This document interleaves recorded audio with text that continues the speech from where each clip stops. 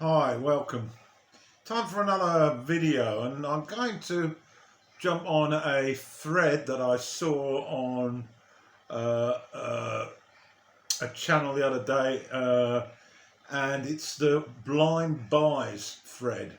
I saw it on Rob Walker's, but it was originally started by one Nick Rudow or rudow. I haven't got to your channel yet, Nick, but I will do. So Rob changed it to the 10 worst blind buys, and I rather prefer that option. It's nice to have a go at some music for a change instead of continually praising it for being the best thing that you've ever heard. So here goes. I'm going to do 10, and most of them occurred back in the 70s. I've been in Thailand for over 20 years now. There ain't no vinyl here, chaps. So all of these were albums that I actually bought in the UK way back when. And so I'm going to start with the first one.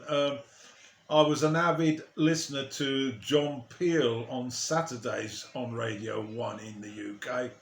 And he, at the beginning of the 70s, he constantly was playing music by Captain Beefheart and the Magic Band. And I remember at the beginning of 70, the back end of 69, he was promoting Trout Mask Replica. Well, I did catch a couple of those songs, but I didn't really take much notice of them at the time.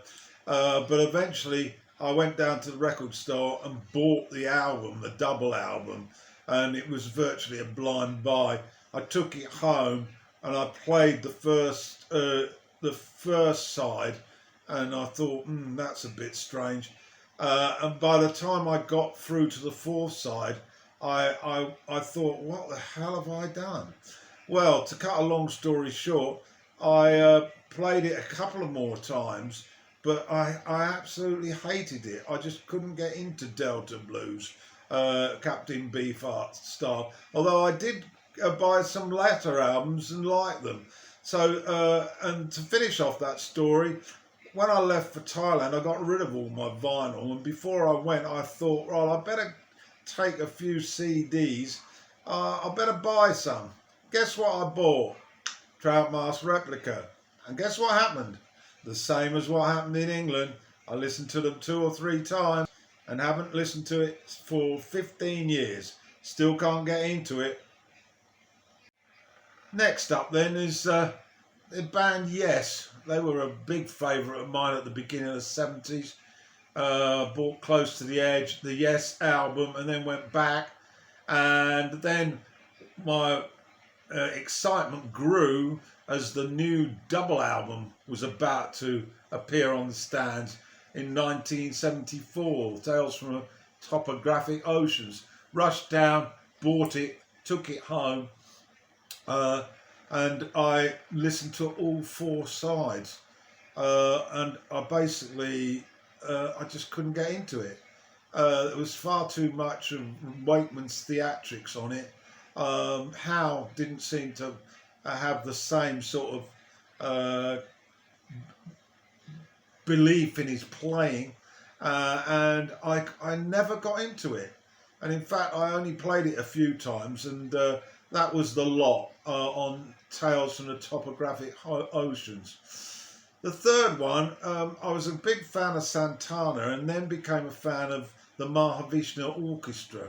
So when I saw an album featuring the 2 lead stars, Carlos Santana and John McLaughlin, I thought, oh, I'm going to have 2 pennyworth of this, and I bought it, took it home, and basically I felt like I needed to do some Buddhist praying at the end of it, because I just couldn't get into it. Even A Love Supreme, the Coltrane, left me a little bit sort of lifeless.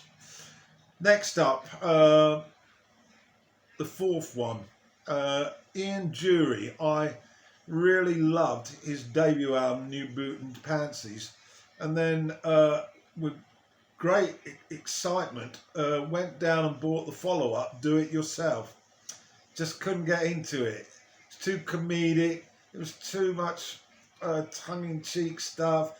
It doesn't seem to have any real rhythm to it, and I really couldn't get on with that album at all. So that was another one that went in the bins not to be played. I think this is my fifth choice now.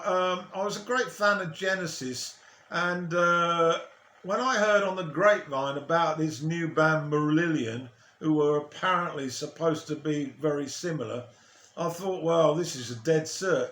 So I rushed down and bought their debut, Script from a Jester's Tear. Got back home, put it on, and thought, if this is similar to Genesis, well, I guess it is a little bit, but it's a very poor imitation. So that one went into the worst blind buy bin as well. Next up, Peter Gabriel joined the clan.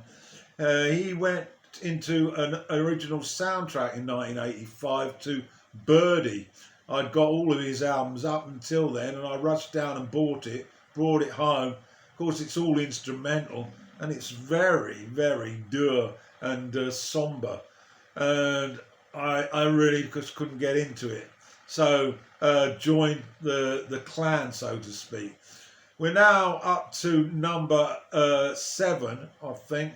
And yeah, get ready, fans of heavy metal. I was a big Black Sabbath fan when I was 15, 16, 17. Loved the first album after I saw them live in a very small venue, and also had a lot of time for Paranoid. But in 1971, I then leapt into the shop to buy Masters of Reality, and I just couldn't get on it. I just couldn't get into it. I didn't like the titles. I thought they were pretentious, and that my love for them virtually dissolved. And after that, I didn't buy another album by Black Sabbath. So I probably missed out a bit. But anyway, Masters of, well, not Reality. Okay, moving on. This is my 8th choice. And yeah, it's time for the axe to fall on Pink Floyd.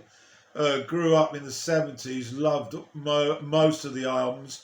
I always liked them. Some of them were took a bit of getting used to, like the soundtrack more, and Obscured by Clouds. But there were tracks on both those albums that I liked.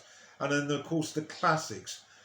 In the early 80s to mid 80s, of course, they had a big falling out.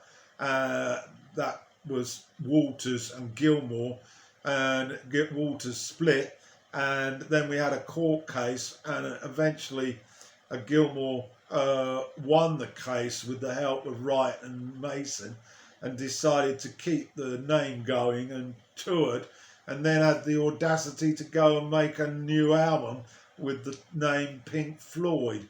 So anyway, I went down and bought it, came back to it, put it on, and wow, it was like a horror story.